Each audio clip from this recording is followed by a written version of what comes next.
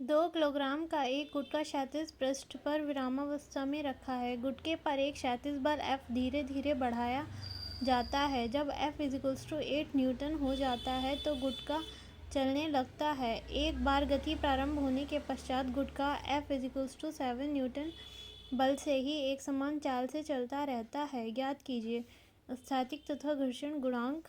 और ये 3 ऑप्शन हमें दिए हुए हैं, ये हमें बताने हैं। ठीक है, तो पहले लिख लेंगे हमें क्या क्या दिया हुआ है। 2 किलोग्राम का गुटका है जो हमारा एक क्षैतिज तल पे रखा है।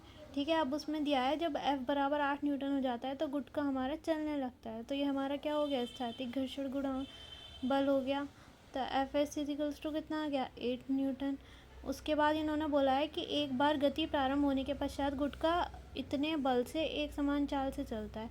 तो ये हो गया हमारा गतिज घर्षण बल। F = कितना हो गया, 7 न्यूटन। ठीक है, अब हमें सबसे पहले बताना है स्थैतिक तथा घर्षण गुणांक। स्थैतिक गुणांक बताना है और गतिज गुणांक बताना है। ठीक है, तो स्थैतिक घर्षण गुणांक का फॉर्मूला क्या होता है, Fs = μs × r। ठीक है, r हमारा प्रतिक्रिया बल है जो कितना होता है, mg। तो यहाँ पे लगा देंगे Fs = μs × mg। ठीक है, स्थैतिक घर्षण बल कितना है, 8 न्यूटन का। और हमें स्थैतिक घर्षण गुणांक बताना है, द्रव्यमान कितना है, 2। और g की वैल्यू यहाँ पर रख लेंगे हम 10। ठीक है, तो स्थैतिक घर्षण गुणांक कितना हो जाएगा, 8/20। ठीक है, इसको डिवाइड करेंगे तो कितना है, 0.4 के समथिंग आएगा। ठीक है, ये आ गया हमारा स्थैतिक घर्षण गुणांक। वैसे ही गतिज घर्षण गुणांक निकाल लेंगे, उसके लिए क्या फॉर्मूला होता है, Fk = μk × r। r हमारा प्रतिक्रिया बल है, कितना होता है, mg। तो Fk कितना है हमारा, जब गतिज वो चलना प्रारंभ करता है तो कितने बल से चलता है, 7 न्यूटन से। तो कितना आ गया हमारे पास, 7 बराबर गतिज घर्षण गुणांक हमें बताना है, r की जगह mg हो जाएगा। m कितना हमारे पास, 2। और g कितना है, 10। तो μk = कितना हो गया हमारे पास, 7/20। ठीक है, तो गतिज घर्षण गुणांक कितना आ गया, इससे भाग देंगे तो कितना आएगा, 0.35।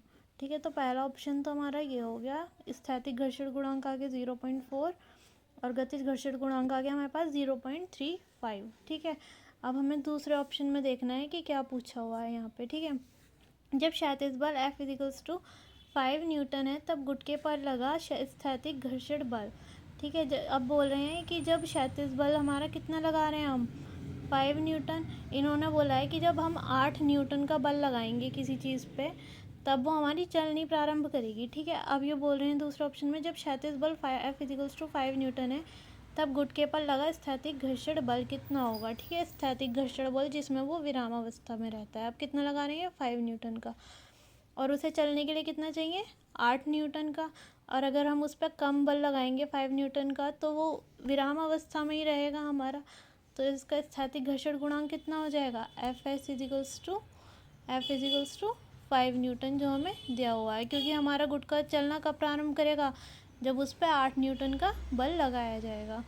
ठीक है, उसके बाद थर्ड ऑप्शन में क्या पूछा है, यदि एक समान गतिमान गुटके पर आरोपित बल F को बढ़ाकर पुनः 8 न्यूटन कर दें तब गुटके का त्वरण।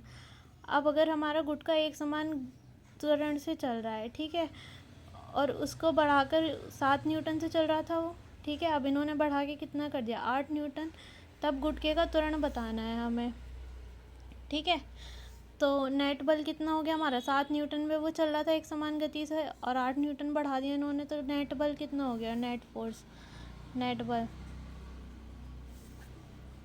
1 न्यूटन। नेट बल बराबर 1 न्यूटन। 7 से कितना बढ़ा दिया, 8, 1 न्यूटन बढ़ा दिया। ठीक है, त्वरण का फॉर्मूला क्या होता है, F = ma।